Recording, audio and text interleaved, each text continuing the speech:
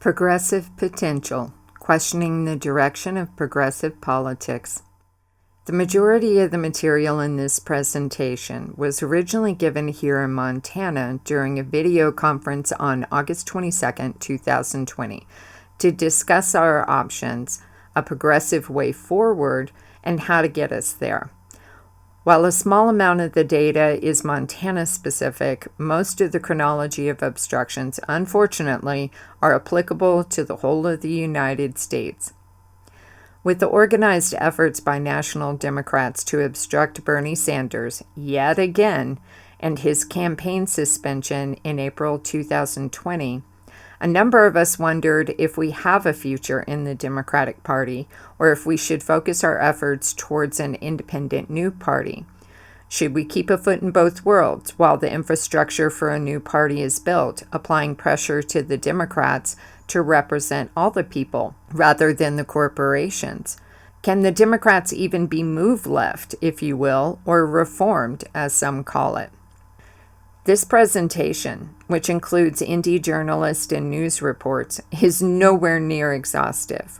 A proper chronology would be an encyclopedic undertaking. Rather, this presentation touches on some key highlights for an overview, incorporating some older obstruction history and closing with events from the 2016 and current election cycles. I have not spent time on a documentary-style layout or an eye-catching montage. This is a simple progression of facts. Not born and raised in Montana, out of curiosity, I looked up the presidential election voter maps and wondered what in the hell happened here to cause such a radical shift to the right. As you can see from the sampling during the FDR New Deal years, Montana was all blue and mostly blue, voting labor and social programs that made the state and country stronger.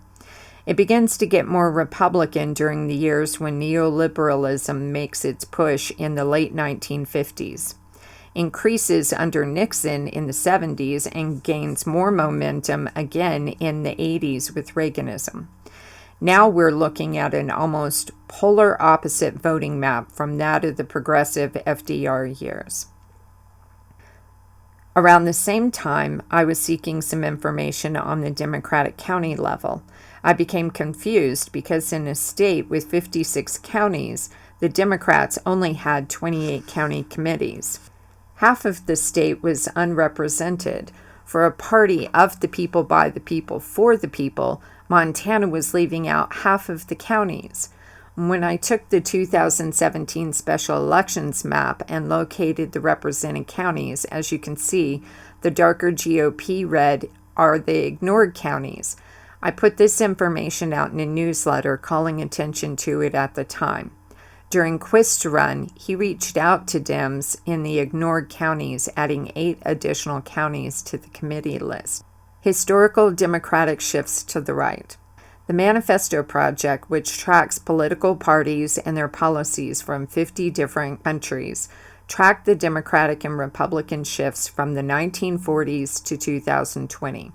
Taking that graph, I added a history of what affected the politics of the time. You can see some back and forth zigzagging through the 70s, but still remaining on the left. Then, with Reagan's big neoliberal push in the 1980s, there's a big swing to the right. And finally, in the 1990s, the Dems are totally in the right territory as the Republicans get taken over by the right wing, pushing them even further right. So what exactly is neoliberalism? DSA member Joseph Schwartz described the complex political ideology as the 4 Ds. Quote, neoliberalism is a form of capitalism in which the state deregulates the economy, destroys unions, decreases taxes on the rich and corporations, and defunds public goods, while repressing and policing the poor, particularly people of color. Close quote. Neoliberalism deforms politics, law, and society so that they actively favor corporate and wealthy interest, the 1%.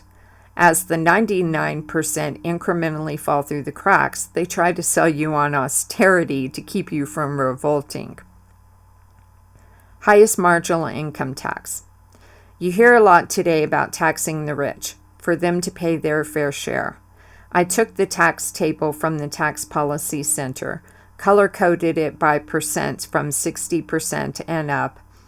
I added the presidents and color-coded these by party for the public to better be able to see party effects.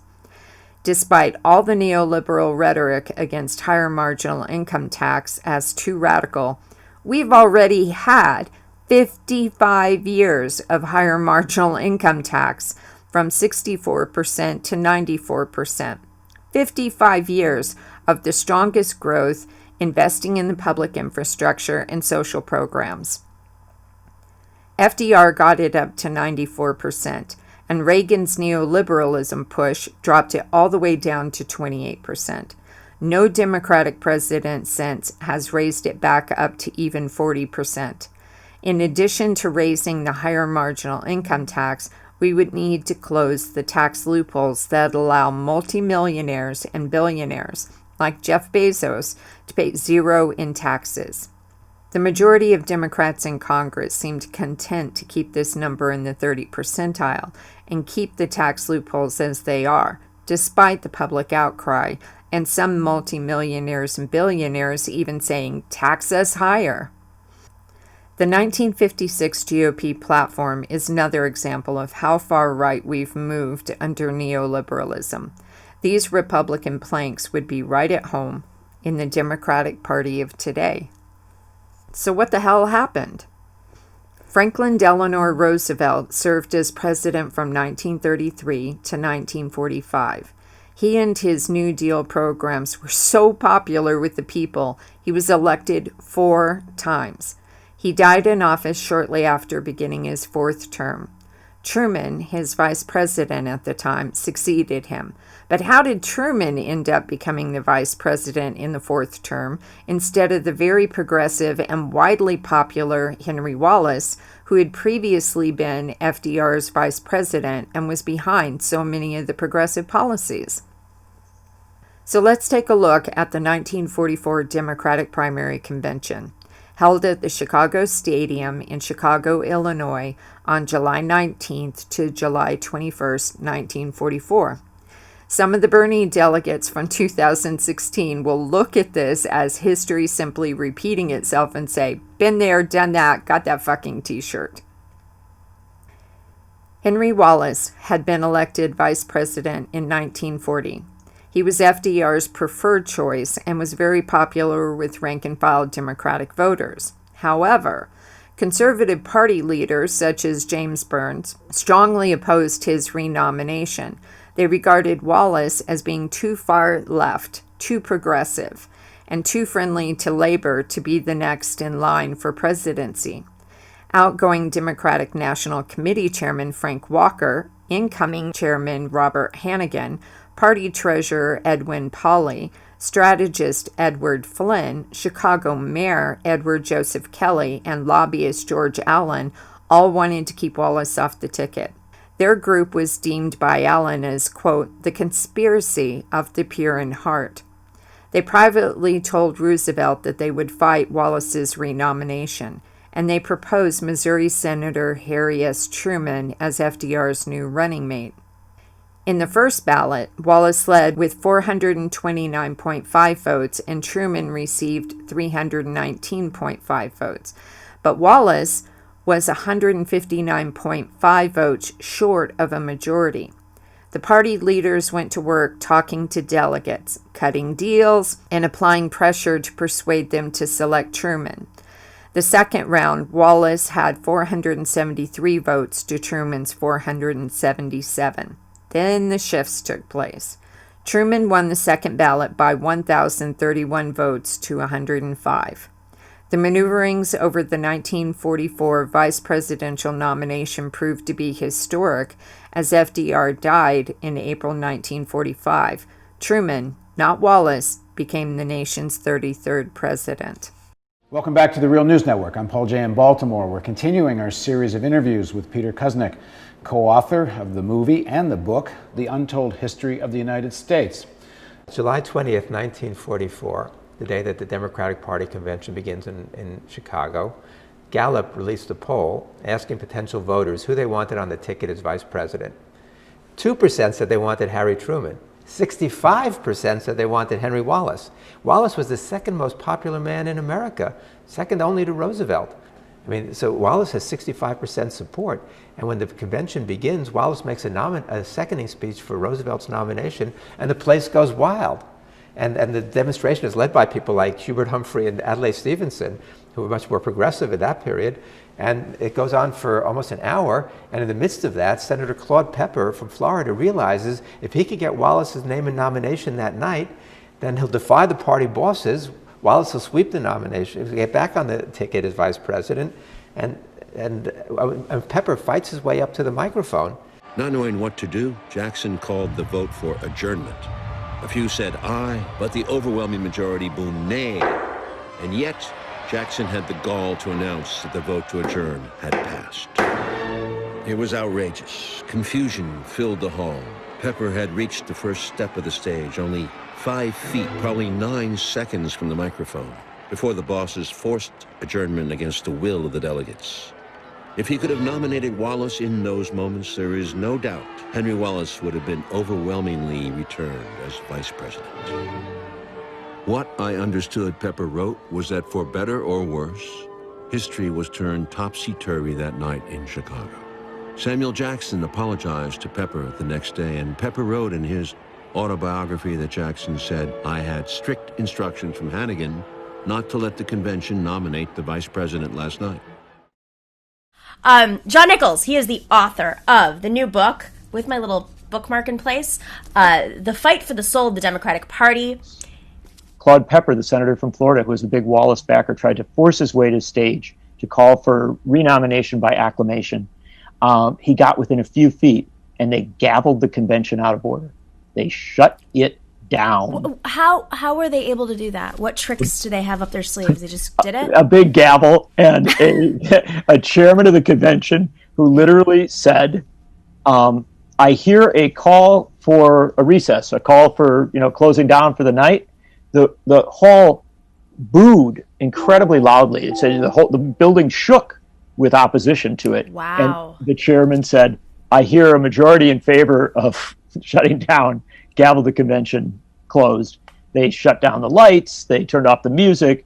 They forced everybody out. And the next day, when the vote for vice president was then rescheduled was going to be held, when people showed up, they found their tickets had been changed. They couldn't get in. What? Oh, yeah. This happens again and again and again in the Democratic Party. Taft-Hartley Act. In 1935, union leaders worked with Senator Wagner to create a law called the National Labor Relations Act. Prior to the NLRA being signed into law by FDR on July 5, 1935, a legal right to join a union and bargain collectively did not exist in the United States. The major increase in worker organizations was a serious threat to profits and to capital's hold on political power. Local police and employers routinely responded to organizing drives with violence. After World War II, employers began crushing unions and backing candidates for office who would undo the progressive legislation of the New Deal, including the NLRA. In the 1946 midterm elections, Republicans won control of the House and Senate, producing the Taft-Hartley Act, supported by 106 of 177 Democrats in the House and 20 of 42 Democrats in the Senate, gutting NLRA, including requiring all union officials pledge that they were not communist. Truman vetoed the bill, calling it the Slave Labor Bill. Congress overrode the veto, passing it into law on June 23, 1947. It wasn't until 1965 that the anti-communist pledge was ruled unconstitutional. Joe McCarthy and Richard Nixon both got elected to Congress in 1946 as anti-communist witch hunters, and in 1947 supported Taft-Hartley. Corporatists used anti-communism fear-mongering to distract the public from their main objective, a major blow against labor unions. Before the Taft-Hartley Act, union membership peaked in 1945 at 33.4%. Since Taft-Hartley, there was a slight up and down, but always more gradual downhill effect. In 1979, the year before Reagan and his big neoliberal push, union membership was at 24.1%. After Reagan, there was a pretty constant union membership decline. 2016 saw a slight uptick to 13.3%, which has decreased to 10.3% in 2019, as low as some of the Great Depression era years. Unions, which are democratic bodies fighting for workers' pay, benefits, rights, safety, and pensions, are a critical component of our working class and the struggle for equality. So this is what union membership rates look like across the states. And as you can see, Montana's annual average is in the middle with 10.3%. With the rise of corporate neoliberalism working on behalf of the corporations instead of the people, not only has union membership decreased, but worker rights violations have increased. According to the International Trade Union Confederation's 2020 Global Rights Index, the U.S. is ranked an appalling level 4, with 5+ being the worst. The U.S. is classified as having systemic rights violations.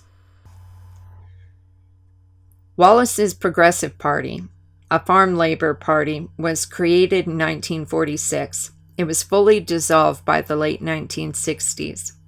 The beginning of this Progressive Party began in 1946 when former Vice President Henry Wallace was fired from his Secretary of Commerce position in the Truman administration for publicly opposing Truman's policies. Wallace refused to expel the communists working in the Progressive Party during the 1948 election. As a result, his campaign was severely criticized by anti-communist fear-mongering Democratic Truman and GOP Dewey. The 1950s saw the waves of McCarthyism's Red Scare, and the 1960s saw the governmental attacks on civil rights progressives, including many assassinations and imprisonments of movement leaders, even under Democratic administrations, which effectively ended the Progressive Party, purged many progressives from governmental offices, and attacked the New Deal policies. The following 2 video clips are boastings of such federal agency agendas against progressives, socialists. They were broadcast on January 2019 and June 2020 by the FBI and CIA. Quite honestly, the electorate in some places is putting more and more progressives and self-described socialists in positions. And ironically, years ago when I first got into the FBI, one of the missions of the FBI in its counterintelligence efforts was to try and keep these people out of government. Why? Because we would end up with massive dysfunction and massive disinformation and massive misinformation. And it seems to me that's where we're at today. Is that the nation is panicking. 71% of us want the National Guard in our cities tonight. 58% of us want the military in our cities tonight. All right, the people are panicking. The country is on fire. Now, who is attacking us? Mr. Esper should know this. Right. It's Antifa, Department of Justice, NYPD. Others are saying this very clearly. These are people, by the way, that we faced back in the 1960s and 70s and early 80s. These were people who were far leftist, Marx, Lenin, folks who embraced that ideology. They allied with Black Panther movements, and it took many years to finally put it down. Very dangerous. And now this same group, who is allied, by the way, with the Democratic Socialists, we're talking to Bernie Bros and Ms. Ocasio-Cortez, they're back. They're back with firebombs. They're back with bricks in our suburbs and our downtowns. That's something that Mr. Esper clearly doesn't understand. And then finally, we have a media that is feeding this flame, this horrific fire, this seditiousness. You have brought this up many times, including tonight. Let me read a headline from Slate magazine. Just yesterday, it said the following. Peaceful protests are an important tool, but so is violence. So now we have a media filling the airways full of this crap. Yeah. Put it all together. And the piece that you mentioned, no more police because we're going to defund those folks. We can't put forward the National Guard because that would be escalation. So now we take off the military from the table. What does that leave, Tucker? Let me tell you what it leaves. Vigilante justice. That's exactly It's you right. and me and everybody watching this program arming ourselves. Is that how we run a republic? No, sir, it is not. And you do not want a country that goes there. And that is precisely where the nation is headed. And we need for all of our leadership to understand that. And if Secretary Esper doesn't get it, doesn't understand that the oath is to protect ourselves from threats, both foreign and domestic, by God, get the hell out of the Pentagon and let somebody lead who gets it. This is a good time to bring up the media's role in progressive obstruction, the illusion of choice, and their role in corporate neoliberalism's agenda. The majority of media is corporate-owned, so the corporations are going to feed the viewing public what serves the corporations, not what best serves the public. Decades ago, independent media began to be bought out and consolidated across the U.S. In 1983, 90% of American media was owned by 50 companies. By 2011, the same 90% was controlled by only 6 corporations. Now, 95% of the media is controlled by only 4 corporations. Media newspapers decline. This is what the corporately owned print news media ownership looks like now. This infographic depicts the largest local newspaper groups in the United States and the number of titles that are owned. This is based on 2018 data. As you can see, Gatehouse Media owns over 400 different publications. Gannett, next, owns a little over 200 publications. They continue to consolidate below that. This is some research that I did on Montana's conservative newspaper ownership landscape, put into a graphic so viewers in Montana would see what we're faced with, how this is contributing to the very conservative and right-leaning politics that are promoted in the state. This is a list of Montana's 8 largest daily newspapers. The Billings Gazette, owned by Lee Enterprises, Great Falls Tribune by Gannett Company Incorporated, Missoulian, also Lee Enterprises, Daily Lake Hagedorn Corporation, Bozeman Daily Chronicle by the Adams Publishing Group, Montana Standard, Lee Enterprises, Helena Independent Record, Lee Enterprises, Raleigh Republic, Lee Enterprises. Now, Lee Enterprises, the 4th largest newspaper group, is conservative, filed for Chapter 11 bankruptcy in 2011. They were bailed out by Warren Buffett, buying $85 million of the company's debt from Goldman Sachs Group, contributed 90% to the Republican PACs, 74,527 of 81,786 between 1990 and 2018. On September 11, 2018, they closed the indie newspaper they had purchased, the Missoula Independent, without notice. Gannett Company Incorporated, based in Virginia, one of the largest newspaper publishers, began by Frank Gannett, conservative. On January 2019, Digital First Media hedge fund company, known for gutting newsrooms, offers to buy Gannett. Gannett fires the journalists nationwide. Hagedorn Corporation, based in Idaho, is a privately held company owned by Dwayne B. Hagedorn. Contributions to Republican candidates from the individual, the corporate, and printing, their hospitality subdivisions from 2002 to 2016. The records are not complete, but show 36,485. Adams Publishing Group, based in Minnesota, owned by Stephen Adams, longtime supporter and contributor to Republican Party, launched the company in 2014, began buying more than 100 newspapers. Quote, Stephen Adams, a billboard magnate who made his fortune in half a dozen different business ventures over the last 5 decades, is pouring hundreds of thousands of dollars into pro-Trump campaign.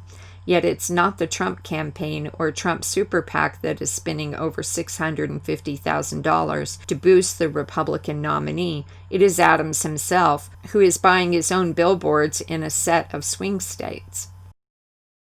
This is an example of HRC's Democratic campaign, chaired by John Podesta, directing the DNC, which at this time was controlled by Hillary Clinton due to the funding agreement signed in 2015, before the Democratic primary election. The email tells the press to take their three, quote, Pied Piper candidates seriously. HRC campaign felt if the worst of the GOP were promoted, it would be easier for her to win. Trump received free, massive airtime as a result, and Trump won the election. The corporate media was massively complicit in the election of Donald Trump, which leads us to the Democratic primary nomination process. Party affiliation. While the two major parties, the duopoly of the Republicans and Democrats, dominate and pretty much control the elections in the U.S., neither party actually represents the majority of registered voters, and they haven't for a long time. The majority of voters identify themselves as independents. Given another option to the duopoly that has marginalized them, independents and some of the registered parties could fuel not a third minor party, but a major independent party. And this is what the duopoly fights so hard to prevent. Faster than a primary election, more powerful than any caucus result, able to dictate a nominee no matter who got the most votes, superdelegates. Unfortunately, superdelegates are not heroic nor super. They are simply undemocratic and horribly ironic considering the name of the Democratic Party. A great article on the 1982 Hunt Commission is The Secret History of Superdelegates, written during the debacle of the 2016 Democratic primary. Quote, prior to 1970, the nominating process had been anything but democratic. Primaries, introduced at the turn of the century, were few and non-binding. Party members had carte blanche to select the candidate at the convention. At the 1968 Democratic Convention, the pro-Vietnam War candidate Hubert Humphrey won the nomination over anti-war Senator Eugene McCarthy by courting party honchos, having not run in a single primary. Meanwhile, McCarthy had won more primaries than any other candidate. Humphrey's win outraged McCarthy supporters and exacerbated the split between pro and anti-war camps. Fistfights broke out on the convention floor, while police clubbed and tear-gassed protesters outside. The melee prompted the formation of the McGovern-Fraser Commission, which rewrote the rules governing party nominations. Charging that voter participation in the 1968 election had been illusory, the Commission's 1970 rules shifted the balance of power from party leaders to the rank and file, mandating that delegates be chosen in forums open to all party members. These rules would lead to an explosion in the number of primaries. They more than doubled from 17 in 1968 to 35 in 1980. While only 13 million Americans participated in the 1968 nominating process, 32 million did in 1980. Previously pivotal, the Democratic National Convention became more symbolic. Enter the Hunt Commission. The very democracy of the primary process appears to have made the commission members nervous. They felt they had to give party elites, elected officials and high-ranking party members, a greater hand in choosing candidates, or as Zandra Caden, a member of the Center for Democratic Policy, now the Center for National Policy, put it, it was the power to regain control of the nomination. The Democrats' new rules were put to the test during the 1984 election, when Mondale, the superdelegate's overwhelming choice, received the worst drubbing in the history of the Democratic Party. If the Commission's most important criterion for success was winning, the superdelegate strategy had failed. Graphically put, one superdelegate vote overrides the votes of 10,000 voters. So how the hell is this democratic? In Montana, Bernie won the Democratic primary, 65,156 votes to HRC's 55,805. Of the 6 Montana superdelegates, only 1 voted for the democratically voted winner, Bernie Sanders. That was Jean Lemire Dahlman. The other 5 overrode the votes of Montanans, giving Clinton Montana at the Democratic convention. Nationwide, similar scenarios played out where states that Bernie won, the undemocratic superdelegates voted for Clinton. West Virginia was perhaps the most egregious. Bernie won every county, yet the Democrats at the convention gave their votes to Clinton. Debbie Wasserman Schultz, the DNC chair involved in so much of the DNC being turned over to Clinton control in 2015, and the DNC rigging of the primary and convention, stated in a 2016 interview, when asked about the rigging, quote, "Unpledged delegates, superdelegates, exist really to make sure that party leaders and elected officials don't have to be in a position where they are running against grassroots activists." The following clip is from Michael Moore's documentary on the 2016 election, Fahrenheit 11/9. I was a big Bernie person, and Bernie won every single county in West Virginia. Counties? Yes. Every single county went for Bernie, and in Mingo, Hillary came in 3rd place behind somebody named Paul Farrell. I don't even know who that is, okay? Even though Bernie Sanders won all 55 counties in West Virginia, with Hillary not winning a single county, the West Virginia Democratic Party went to the Democratic National Convention and told this lie to the American people. West Virginia, how do you Madam Secretary, 19 votes for the next president of the United States, Hillary Rodham Clinton, and 18 votes for Senator Bernie Sanders.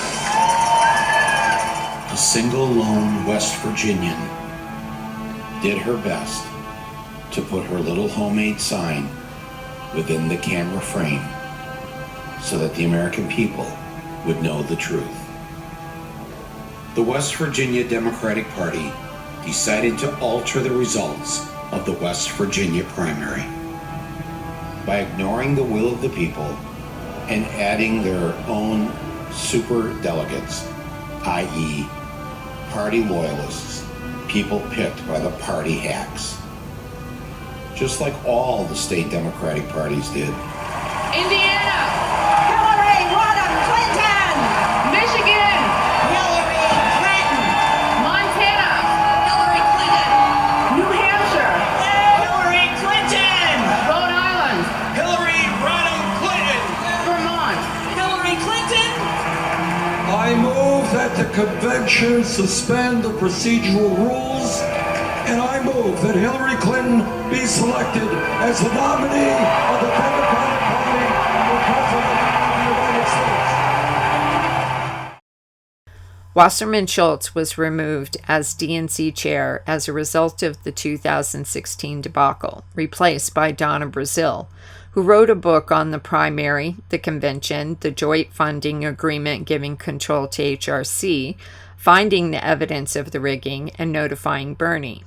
As a result of the blatant and obvious undemocratic rigging of the 2016 Democratic primary election, a number of Sanders voters filed a class action lawsuit in 2016 against DNC Services Corporation, doing business as the Democratic National Committee, the DNC, and Debbie Wasserman Schultz.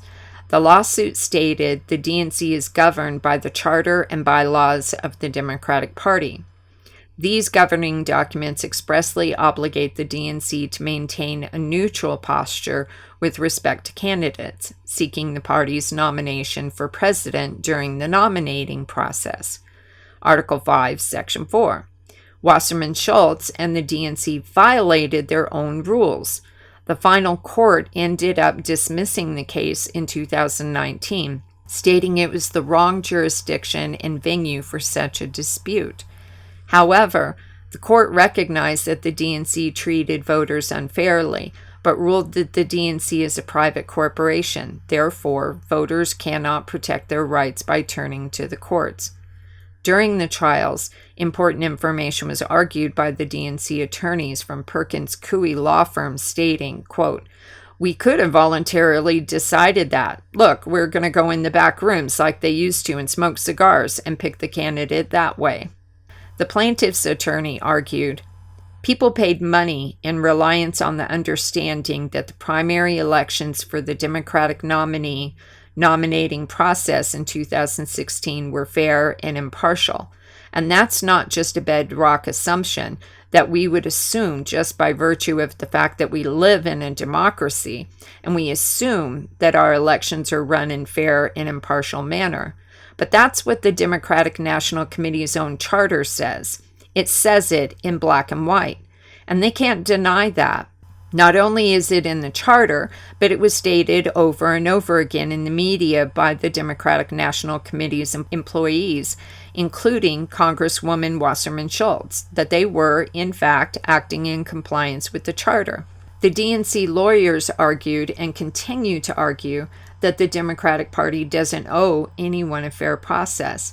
It has every right to disregard its own rules or interpret its rules how it wants because it's a private corporation, and therefore the plaintiffs have no standing. So this leads us to the Perkins Coie law firm.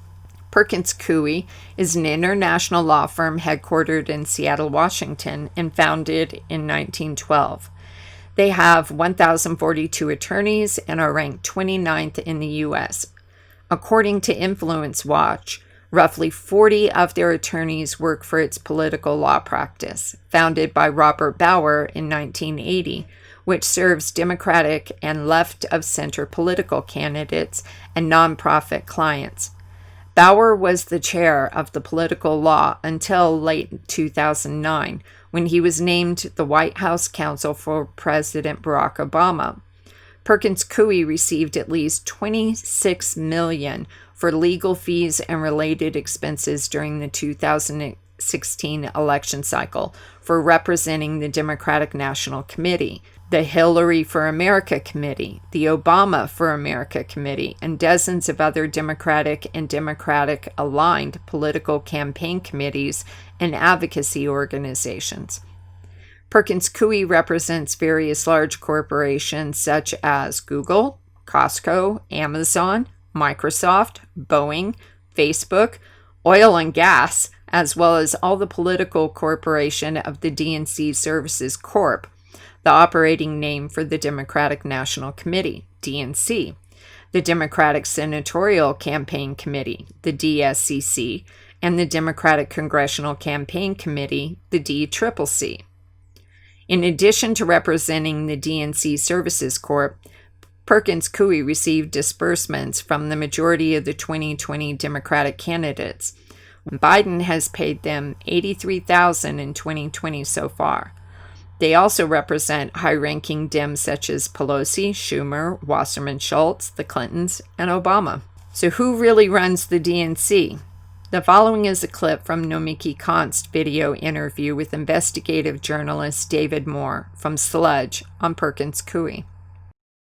So what our investigation turned up about Perkins Coie that we'll lead into in a moment is the extent to which their oil and gas practice is much, much deeper than had been previously reported. And a look into lobbying records shows that Perkins Coie has been advocating with the Trump administration to weaken greenhouse gas emission regulations around renewable fuel standards. And this, of course, ties to the lobbyists and money and really take it out of the party's platform, because that is where the corruption is coming from. The members on the DNC committees that you're covering that are the lobbyists that are holding up progress in this party, that are holding up reforms, those are not elected members. Those are appointed members from the industries that this law firm is also representing. You're right that corrupting forces are coming from these industries, essentially. You're right that one of the key factors in Perkins Coie's influence is its revolving door with Democratic administrations. And in fact, it goes back even further, where the national firm-wide chair of Perkins Coie's law practice is Mark Elias. He's he's in some ways often referred to as the Democrats' top lawyer. Has played a huge role in legal, brouhahas representing Democrats over the past decade, and was the Clinton campaign's top lawyer. People might remember his role in the 2016 primary in a couple of ways, but previous to his role representing the Hillary Clinton campaign, he helped to write a provision for money in politics that was passed by Congress. So our investigation on Sludge gets into how Mark Elias and Perkins Coie contributed to the current rules around super PAC operations and money in politics. And now Perkins Coie represents many of the top Democratic super PACs that are already active have been active in recent elections, and now in this election are beginning to spend in favor of Joe Biden. Mm-hmm. Our reporting found that in 2010, Mark Elias and Perkins Coie filed an advisory opinion with the FEC that led to the creation of super PACs. We linked to that the primary source document in our article. Wait. 2010 was when Citizens United was passed, right? That's correct. That's when it was. That's when it was decided, right? Yeah. And then in 2014, Mark Elias was the author of a provision passed by Congress that greatly expanded the amount of money that individuals can give to national party committees, such as the DNC, each year. There are no such accountability mechanisms currently on DNC committees. And that the DNC, in fact, an ethics expert, Craig Holman, who's a government ethics expert with Public Citizen, gave us a quote that described how the DNC works as a private corporation, and where those procedures, our reporting has found, has been lacking within the DNC. So non-existent in the DNC. Yes, I will editorialize.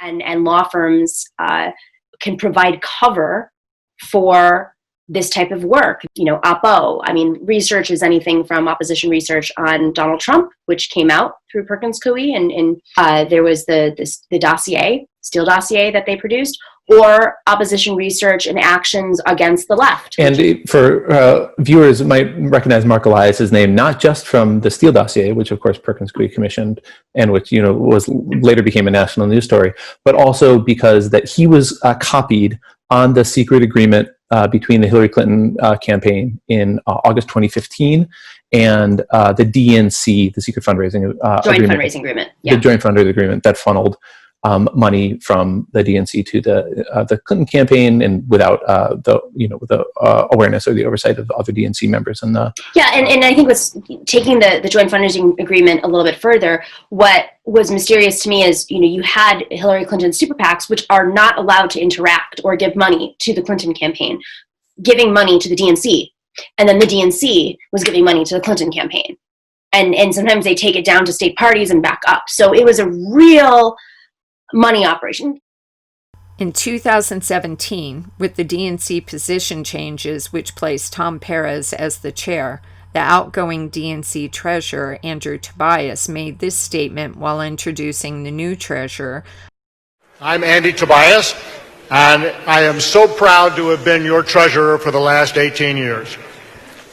But it's my obligation to step down because we need somebody who has the energy and the fresh perspective to tackle this thing. I'm not going anywhere. I'm still going to be asking everybody, all of you I've been hitting up for money, I'm going to keep hitting up for money.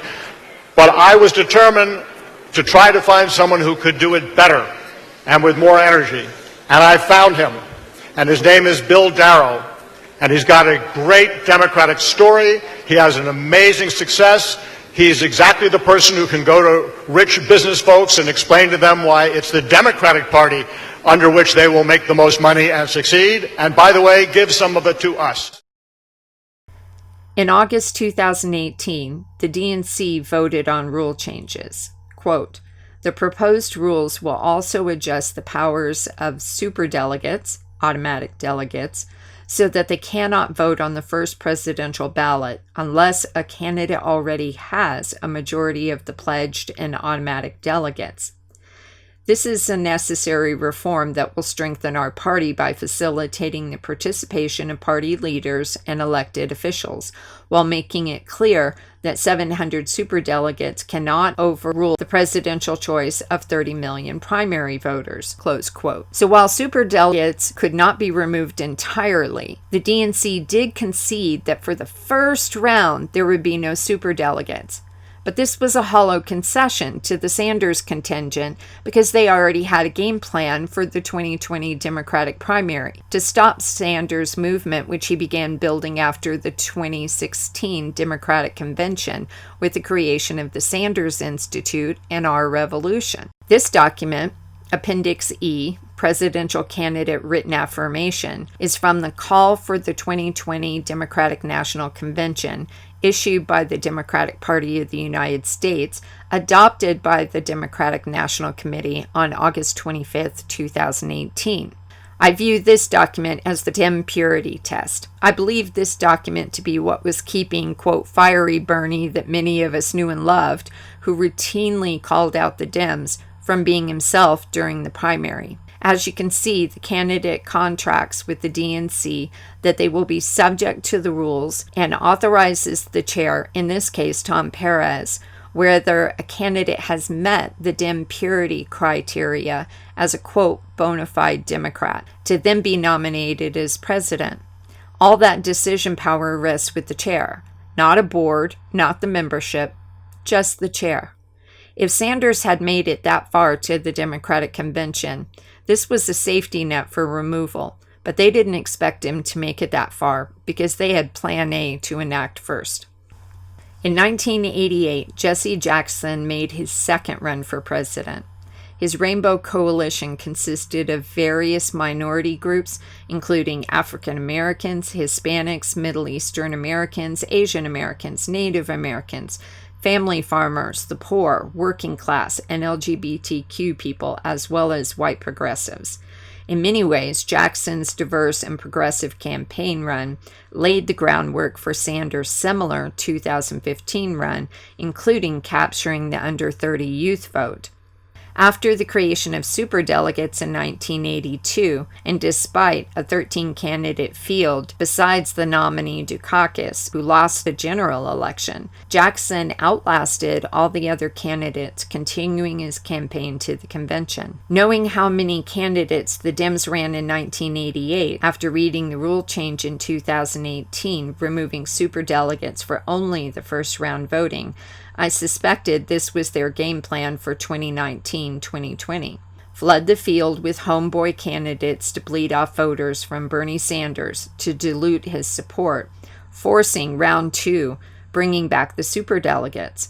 So I created what I called my DemFuckery map. I used the 2016 Democratic primary map as the base, so voters could see the states Bernie had won, adding the state delegate counts. I posted this to my Twitter account. Then as each new candidate filed, I updated the map, reposting. Additionally, I began adding Democratic obstruction articles to the thread, which now has over 60 posts, to help raise awareness of the efforts by Democratic establishment to thwart a progressive candidate and platform. Many of those posts are the foundation of this video. Eventually, there were a whopping 29 candidates, many running in the highest delegate states and states Bernie won in 2016. It almost amounted to one home state candidate per 100 delegates. After Bernie's early wins, the Dems' plans were not working as they had hoped. Many of the candidates began dropping rapidly, coalescing behind the chosen candidate, Biden. When the pandemic of COVID-19 became more evident and some states began postponing their primaries, instead of the DNC working with the states to make voting access safer, the DNC sent out a memo stating that the states delaying primaries beyond June 9th deadline would be subject to penalties, including a 50% reduction in delegates. 8 states and 1 territory were rescheduled to June 9th or afterward, including New York, with 224 delegates. On April 8, 2020, after some other fuckery, which will be described shortly, Bernie Sanders shockingly suspended his campaign, but stated, quote, On a practical note, let me also say this. I will stay on the ballot in all remaining states and continue to gather delegates. While Vice President Biden will be the nominee, we must continue working to assemble as many delegates as possible at the Democratic Convention, where we will be able to exert significant influence over the party platform and other functions. The reality was, by suspending, he lost many delegates he might have gained by remaining in the primary. He lost his delegate leverage towards the Democratic Party platform reforms, if that is even possible. So let's take a look back at some of the 2020 primary bullshit that targeted Bernie's campaign, starting with the Iowa Caucus Shadow app. In a Nomiki Konst videocast, Konst, who served on the DNC platform committee and understands all the internal BS, brought up a series of questions about the DNC processes. Did DNC membership vote how debates would be conducted? No. Did DNC membership vote on spending money on Shadow app? No. Did DNC membership vote on contracts given out? No. Did DNC membership vote on who's going to be on Rules Committee? No. Who decided? The chair, Tom Perez. From a news article, quote, while the Democratic National Committee over the past 10 days has tried to distance itself from the troubled app that threw results of the Iowa caucuses into disarray, a copy of the contract and internal correspondence provided to Yahoo News demonstrates that the National Party officials had extensive oversight over the development of the technology. The Democrats' Iowa caucuses took place on February 3rd, but the outcome is still in question following a series of issues related to the failure of an app that was supposed to be used to submit results. In the days since the debacle, DNC Chair Tom Perez has criticized the Iowa Democratic Party, which ran the caucuses, and the developer of the app, Shadow Incorporated. An unaffiliated Democratic operative in Iowa provided Yahoo News with a copy of the contract between Shadow and the Iowa Democratic Party. The contract, which was signed October 14, 2019, and refers to Shadow as the consultant, specified that the company had to work with the DNC to provide National Party with access to its software for testing, close quote. Bernie won Iowa, but the premature press kept stating that Buttigieg won, and the press used that momentum to artificially carry him into the New Hampshire primary. Unfortunately, Iowa was not the only problem in the 2020 caucuses or primaries. Progressives online and at polling locations were documenting irregularities to fight back and call the elections to accountability, but the steamrolling continued. Cherry-picked results were released by media fabricating a result. Caucus math had to be corrected and Shadow app malfunctions. Actual caucus results were not the same as first reported. Screenshots of results proved the issues. Delayed reporting for many states, some for months. In the California primary, by March 10th, there were still 2,373,793 unprocessed ballots from the March 3rd primary. The Colorado primary, also on March 3rd, still did not have a full count by June 9th. Polling stations were shut down, especially in Bernie-dominant, high-student, progressive candidates and people of color areas. Electronic voting machines were hacked, flipping votes.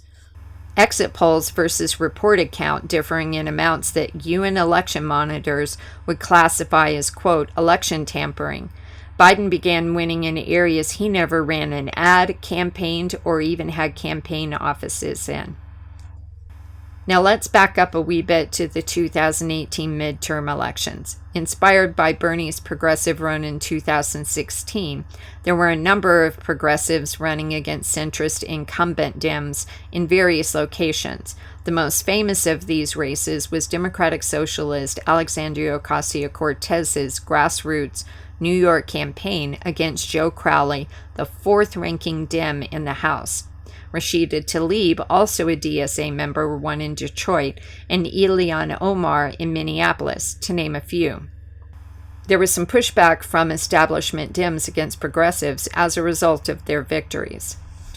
NGP Van Incorporated is a privately owned voter database and web hosting service provider used by the American Democratic Party, Democratic campaigns, and other nonprofit organizations authorized and in partnership with the Democratic Party. The software package is used by campaigns for organizing and fundraising. This suite of products provided by the Democrats is not just a tool, but is also being wielded as a weapon against progressives running for office. Tim Canova, running against Debbie Wasserman Schultz in Florida for the House seat, was one of the first to be denied access in 2017 because he was a progressive running against a Democratic incumbent. Anthony Clark, running in Illinois, was also denied. Quote, "The machine protects incumbents. What's one more way you can stack the deck against me? Deny me access to valuable information and data," Clark stated. AOC was able to access the NGP van, but her campaign found only a stripped-down voter file. It was all gone, Ocasio-Cortez says. They paid $6,000 for little more than names, phone numbers, and addresses. If you're running for president, the NGP van voter database is much more costly. In addition to the $175,000 price tag on the voter file, according to a copy of the agreement obtained by BuzzFeed News, candidates who purchase the voter file must also agree to appear on one or more DNC fundraising events every 3 months during the duration of their bid for nomination. At each fundraising event appearance, dubbed signature events in the term sheet, candidates will also be asked to record a short video in support of the DNC. Campaigns must also sign at least one DNC fundraising email every 3 months, with donations split evenly between the campaign and the DNC. Separate from the emails to the DNC list, campaigns will also participate in a party-wide fundraising day slated for August 7th, 2019, sending an email to their own list. Those donations, too, will be split equally.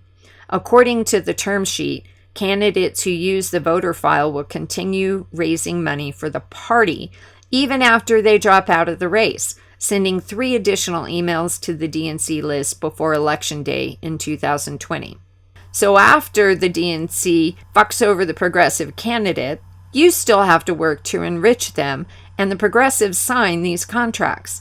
Here are some examples of NGP van withholding and blacklisting.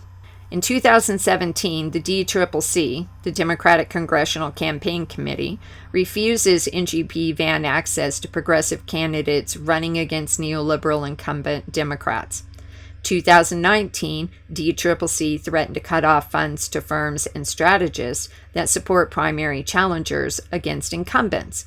In 2019, the DSCC, Schumer, takes the policy of its House counterpart one step further by undermining progressive candidates attempting to flip Republican-held seats. Hypocritically, there are a number of examples of centrist Dems being given access to NGP van while running against incumbent progressive Dems, such as the recent run of Joe Kennedy III's against incumbent progressive Democrat Ed Markey.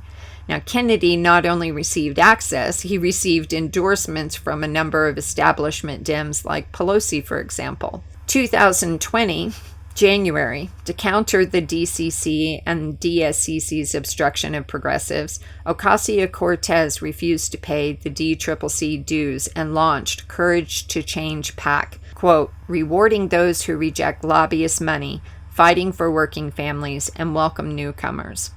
On March 2019, in a continued attack against progressives, the DCCC announced to political strategists and vendors that if they supported candidates mounting primary challenges against incumbent House Democrats, the party will cut them off from business.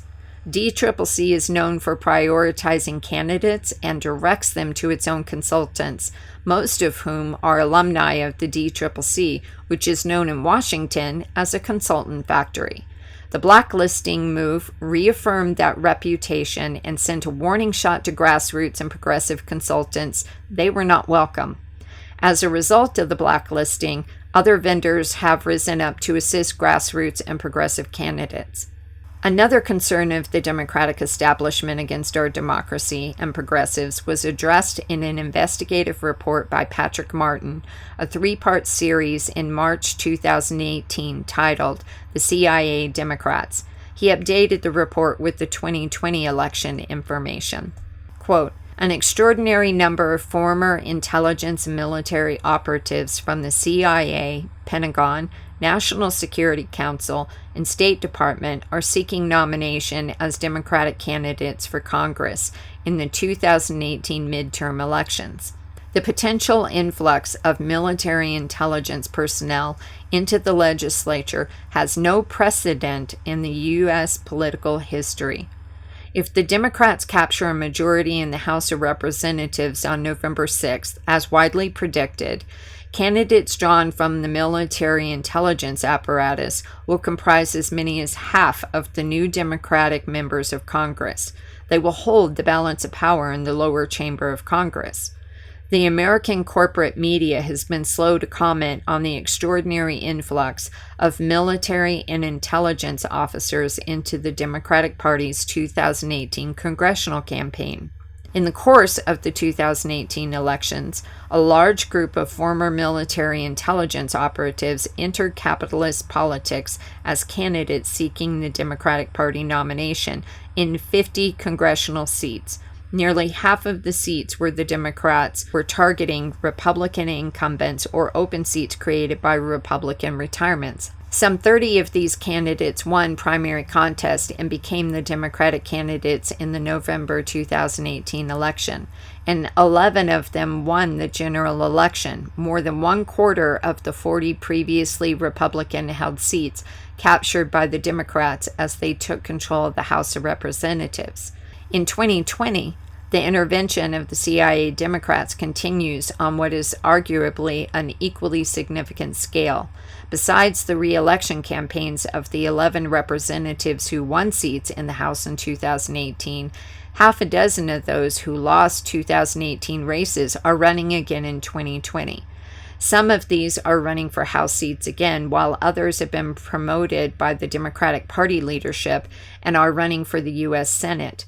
An entire new crop of military intelligence operatives is being brought forward, some running for Republican seats targeted by the Democratic leadership as possible takeovers, others in seats not currently considered competitive. Close quote.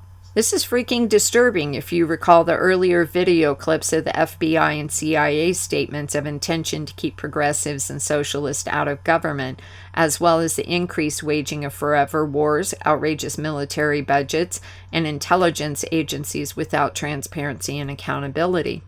Now let's jump back to 2020, just before the Democratic convention. This next video clip is former President Bill Clinton, who decided to use John Lewis's funeral as a platform to boast of and thank the Dems involved in taking down Bernie Sanders, calling it, quote, ending an interfamily fight within our party. I thank President and Mrs. Bush, President Obama, Speaker Pelosi, thank you, and Representative Hoyer and Representative Clyburn, who I really thank for, with the stroke of a hand, ending an intra-family fight within our party. A number of DemFuckery situations occurred before the Democratic National Convention was even held, from August 17th to the 20th, 2020. Back in January 2020, a New Republic article explained that the DNC chair Perez was stacking the committee decks. Perez selected his nominees for the 2020 Democratic National Convention committees. These nominees serve as the overseers for the convention held in August. Their mandate includes managing the convention's rulemaking procedures, resolving disputes over delegate credentialing, and codifying the Democratic Party platforms. Perez's appointment suggests he was marginalizing the left progressives and their policies, like Medicare for All, instead doubled down by appointing heavy neoliberal centrists. Quote, but this particular convention roster is stacked with a uniquely egregious assortment of corporate lobbyists and vocal opponents to progressive policies. One featured player is centrist darling and top dollar buckraker John Podesta, famously quoted in a leaked 2016 Clinton campaign email as being, quote, not opposed to grinding Bernie Sanders to a pulp. Where would you stick the knife in? He asked, temporarily abandoning the ground pulp metaphor. Article after article came out in July and August reporting the myriad of ways the DNC was entrenching their neoliberal positions and power against progressives and policies that the majority of Americans and majority of Democrats want, especially in light of climate crisis, the COVID-19 pandemic, systemic racism, and massive inequality on display. Due to COVID-19, many meetings have been conducted remotely by virtual video conferencing. The DNC used the technology to further obstruct the democratic process. During the various committees at the end of July, a number of progressive Bernie delegates were submitting amendments to the Rules Platform and Credentials Committee. The DNC shifted the non-conforming progressive delegates, submitting amendments they didn't want, to other virtual breakout rooms, isolated from other participants. They also disabled the chat function, muted some delegates, like Shauna East, having to hold messages up to the cameras in the hopes of getting them acknowledged. Quote, in our Rules Committee meeting, the chat function was closed. At one point, when a motion was made to table an important amendment on preventing lobbyists from being DNC members, I had to write my motion to untable on a piece of paper and hold it up to my laptop's camera. It was still ignored by chairs Barney Frank and Maria Cordona, East said. East said that the DNC placed members who were there to fight for progressive policies in a separate Zoom breakout room, where they could not be heard unless they were unmuted by the moderator. This violated the very rules set by the parliamentarian at the beginning of the meeting, which stated that the meeting was to be public, East said. Others corroborated her story. East wrote, what happened on the Rules Committee was not a fluke. Similar actions took place on both the Platform and Credentials committees, effectively making each meeting into a showpiece where no debate took place that wasn't predetermined, screened, and sanitized for public consumption. Shauna East wrote about her ordeal in Truth Out's August 21, 2020 article titled, I Participate in the DNC Rules Committee. I don't believe the party is united. I think we should all treat each other with a little bit more respect. Disagree with Diane, but the way they went about this is terrible. Like the way you go about things is also just important. Well, this not being able to hear was not a good thing. Well, we were blindsided. They should have told us. Well, they obviously planned the tabling the motion in advance. They didn't give us the option to vote on it. We're gonna lose anyway. That's exactly right. Yeah, which is ridiculous. Like that's just completely fraudulent. Corporate lobbyists vote to keep corporate lobbyists in the DNC, Sludge reported in August. Quote, last week, a proposal to reduce corporate influence over the Democratic Party was hastily rejected during a virtual meeting of the Democratic National Convention Rules Committee by a vote of 105 to 45, with 8 abstentions. The resolution, which would have changed the DNC charter to permanently bar corporate PAC donations, ban corporate lobbyists from serving on the party organization, was introduced by Brent Welder, a Kansas City area attorney and delegate appointed by the Bernie Sanders campaign. Several of the Rules Committee appointees who voted against Welder's resolution have backgrounds in corporate lobbying.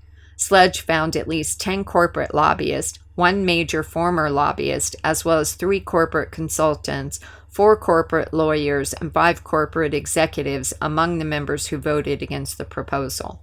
This next clip is from Indie Journalism Status Quo interviewing Brent Welder, a DNC Rules Committee member. So you have chairman of a bank, lobbyist for all sorts of, usual suspects, and other Rules Committee members on that board, I'm told, were also corporate lobbyists. So that's the backdrop for this. So you have a bunch of amendments, and then you propose an amendment. Kind of give me the behind the scenes. What happened? What was your amendment, and what happened? The entire DNC is completely stocked with corporate lobbyists, right?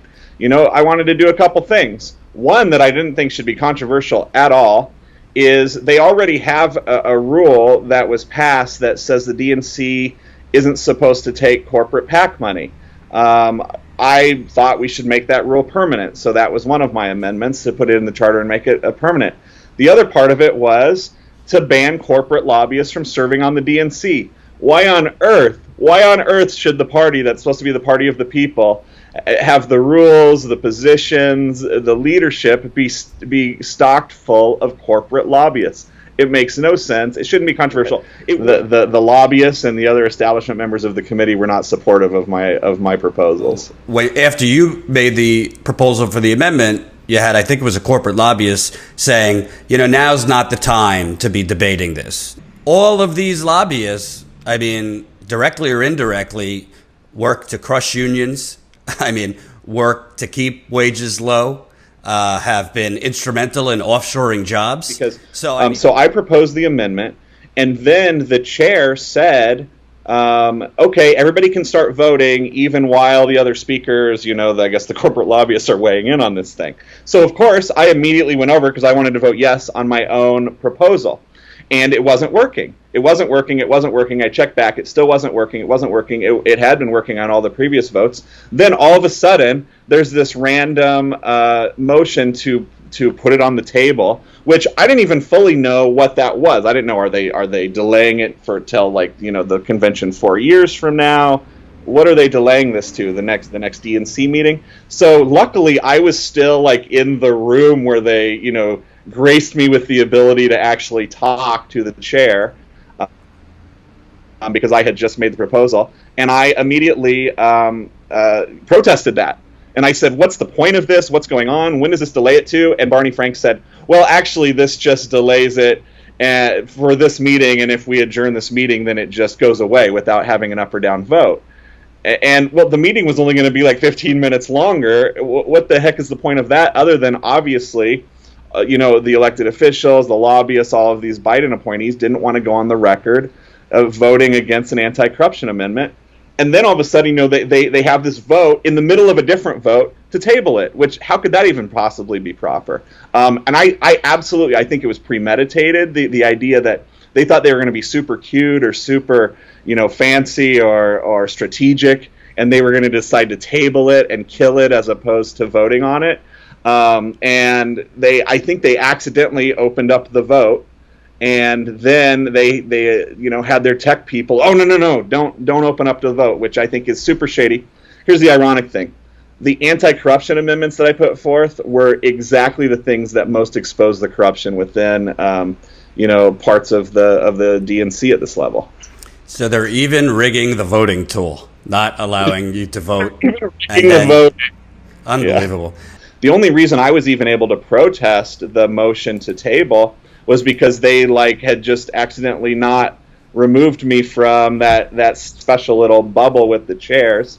And so I was able to just unmute my Zoom and speak up about it. Of course, as soon as I did that, what do you think they did with me?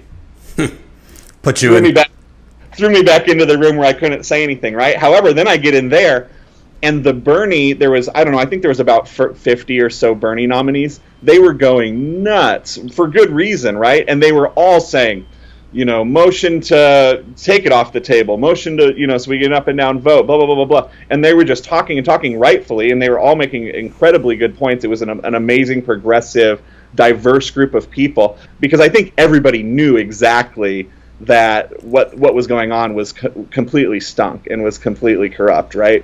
The Bernie campaign leadership actually, was able to hear all of the protests as well, and they were actually able to speak to the Biden leadership directly. And ultimately, I think even after they had already called for adjournment of the meeting, they go, oh, okay, actually, we're going to have a vote whether to, take this amendment off the table and have an up and down vote. And miraculously, in my opinion, it actually passed, and so we were able to get an up and down vote so that everybody's votes were recorded. And the amendment to ban corporate donations failed, I assume.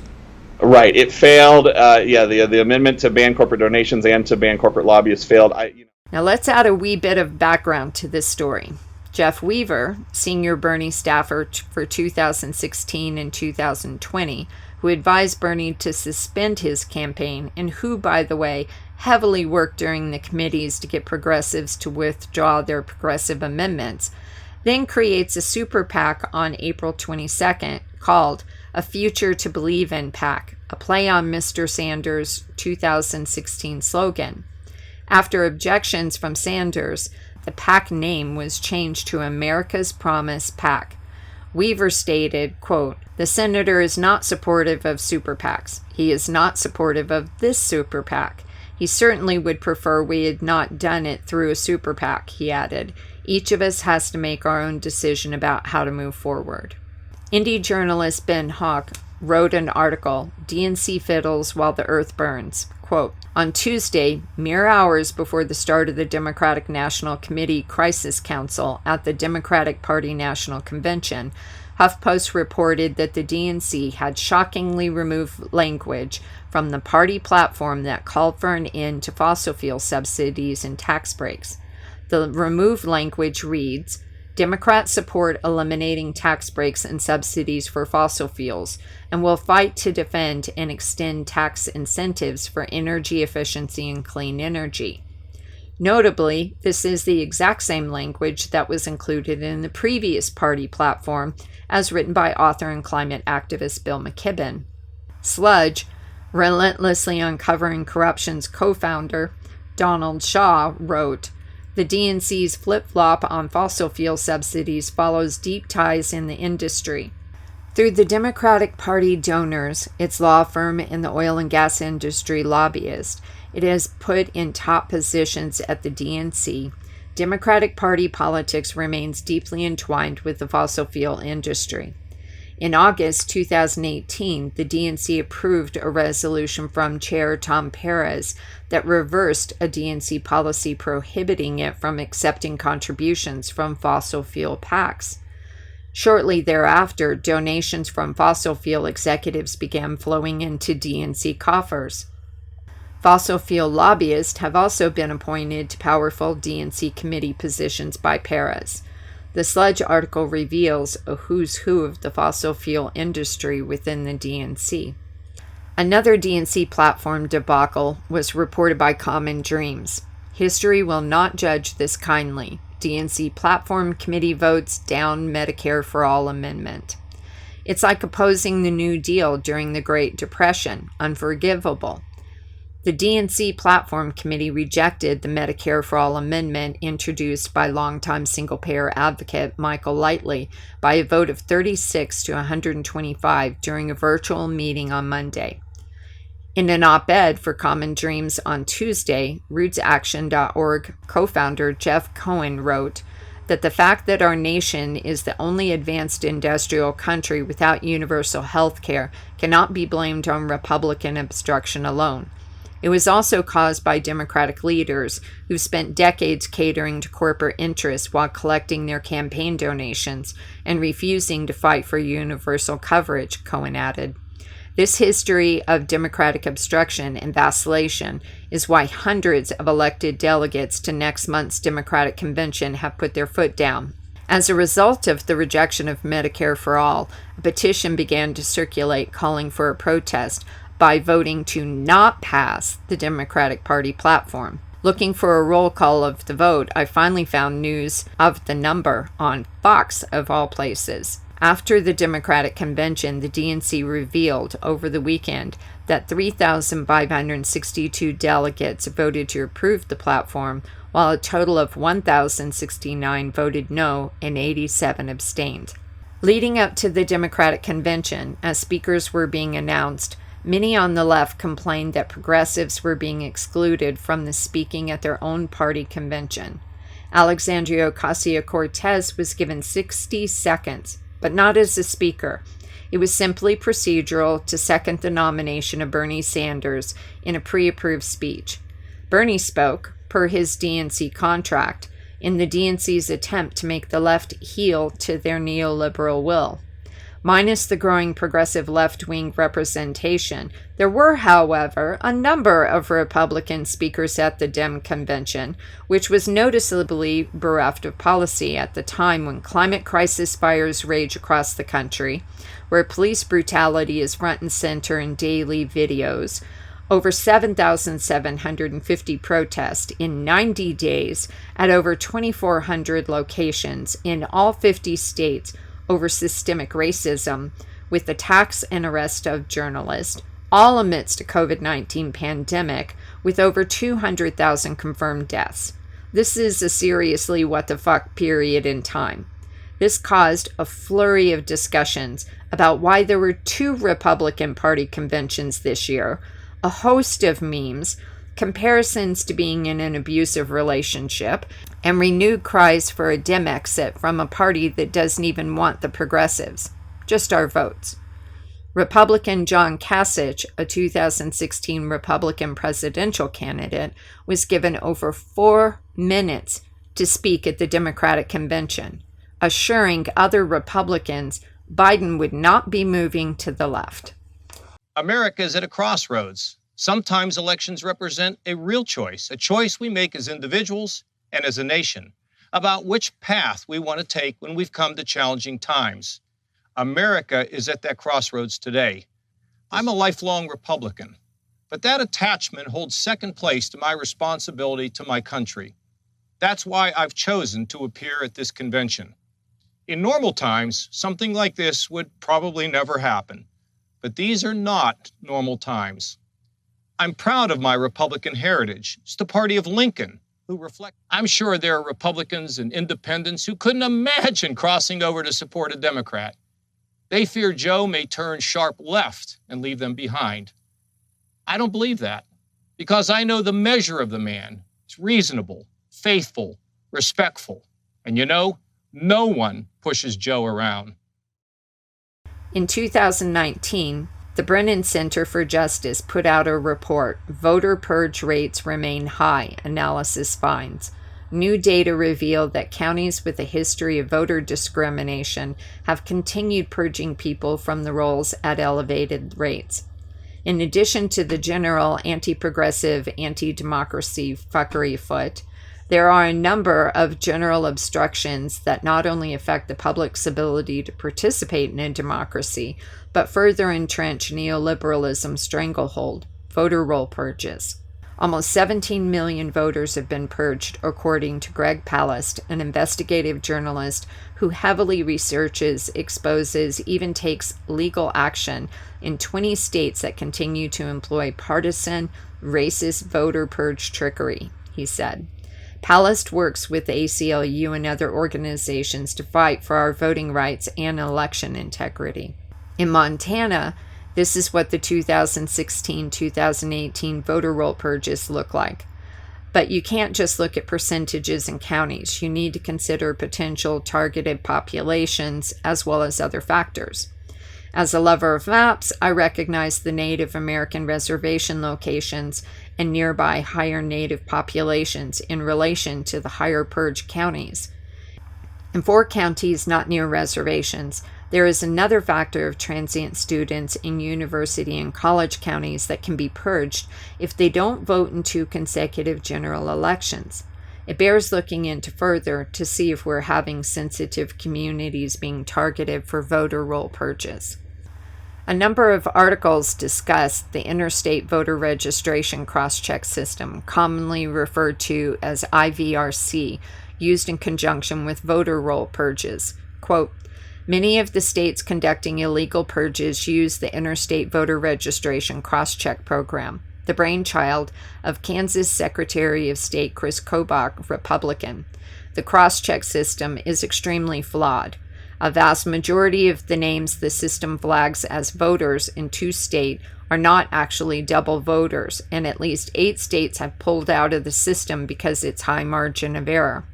The ACLU noted that Kobach's cross-check matching algorithm produced false positives more than 99% of the time. According to the census, 85 of the 100 most common names are those most commonly held by people of color. An often overlooked marginalized voter segment are those that are incarcerated. Mark Charles, an independent candidate running for president, explained in one of his outstanding video segments on the Doctrine of Discovery and the Declaration of Independence that though slavery was outlawed in the U.S., the 13th Amendment legalized slavery through our criminal justice system, stating, "Neither slavery nor involuntary servitude, except as a punishment for a crime whereof the party shall have been duly convicted, shall exist within the United States or any place subject to their jurisdiction."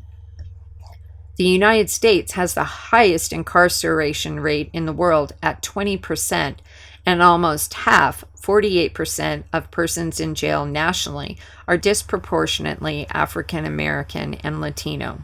The Sentencing Project explains, in local jails, the vast majority of persons are eligible to vote because they are not currently serving a sentence for a felony conviction.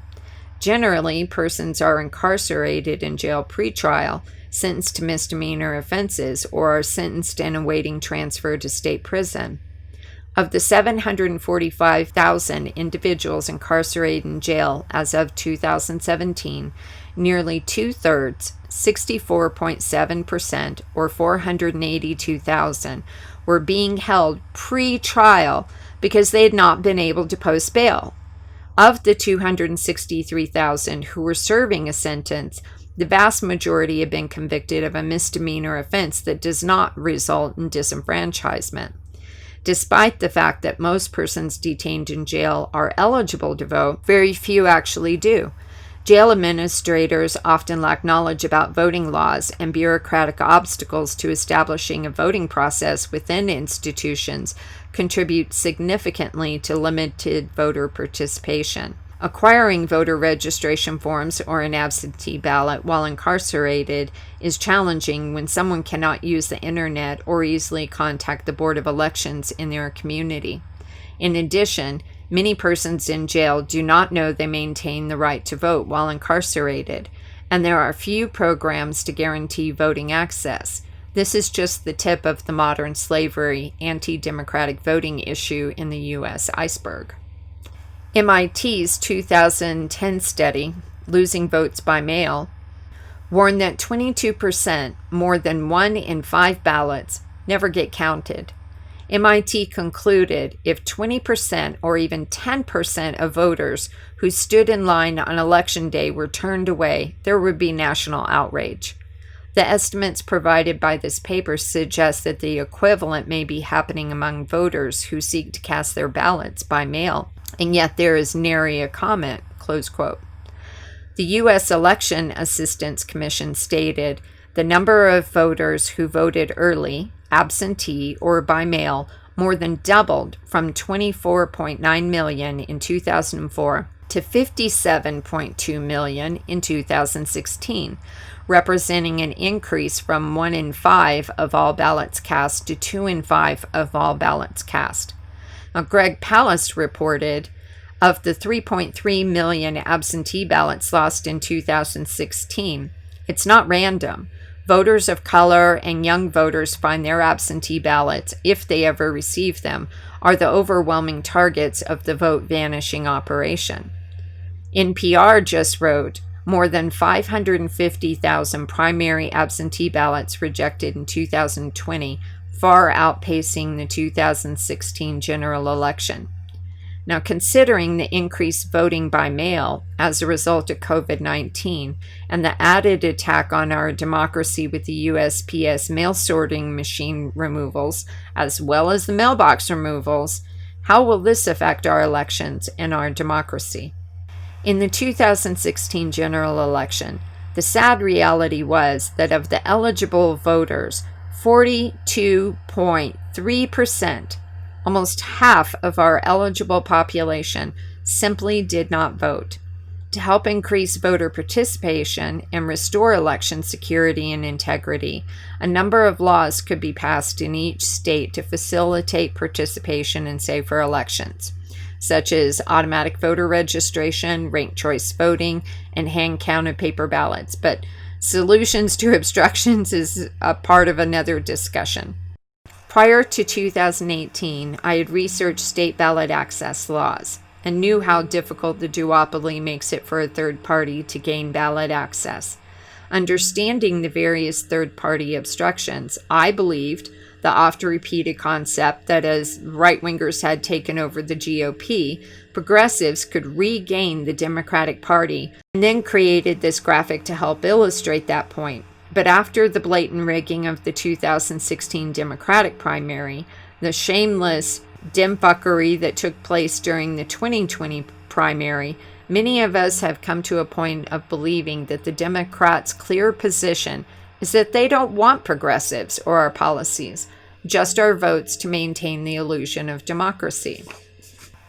If you've been paying attention to the political news, you've seen an uproar concerning the Green Party of the United States, and Montana is shamefully a part of the uproar. Unlike the GOP and Dems, to get ballot access, a third party has to gather enough registered voter signatures to petition the states to be included on the ballot. With COVID-19, social distancing, signature petitions were far more difficult to gather, if not impossible. The Green Party appealed to a number of states for inclusion, citing COVID-19. To compound the problem, some of the Republicans gathered signatures for the Green Party, even paid $100,000 for the signature gathering effort, even ran some bullshit candidates as Greens to try to draw votes from the Dems. In Montana, it was rumored there were Dems that knew the GOP was gathering signatures, signed anyway, with the plan to protest the GOP signature gathering, withdraw their signatures, leaving the Green Party short the necessary signatures required by the state. This went to court. The judge ruled on behalf of the state Democrats, removing the signatures, leaving the Greens short of ballot access. Interestingly enough, the GOP Secretary of State appealed to the Montana Supreme Court, but not out of a sense of democracy, but partisan politics. The Montana Supreme Court affirmed the lower court decision. Stapleton appealed to the U.S. Supreme Court. The U.S. Supreme Court declined to hear a motion for emergency injunction by Stapleton to block the Montana Supreme Court ruling. The Montana Democrats won, but democracy lost. Montana is not the only state to deny the Green Party access. Wisconsin courts denied the Greens. Texas Democrats also sued to remove the Greens, won, but the Texas Supreme Court overturned the lower court ruling and the Greens were restored. Pennsylvania Democrats also sued for their removal, with the Supreme Court overruling the Commonwealth Court judge, giving the Democrats another undemocratic victory.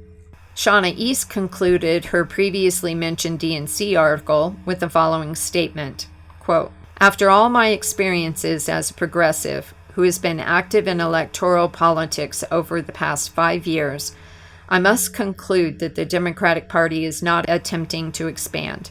They merely want enough votes to maintain the status quo. The DNC's brokenness allows members of the party establishment to remain in power and control the platform in elections for the benefit of the ruling class.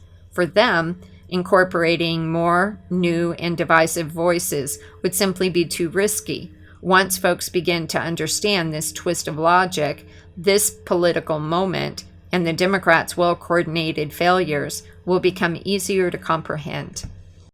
In October 2018, Gallup published a poll stating 61% of Americans believe a third party is needed. The breakdown by party identification resulted in 38% of Republicans agreed, 54% of Democrats, and 72% of those that identified as independents felt it was time for a third party.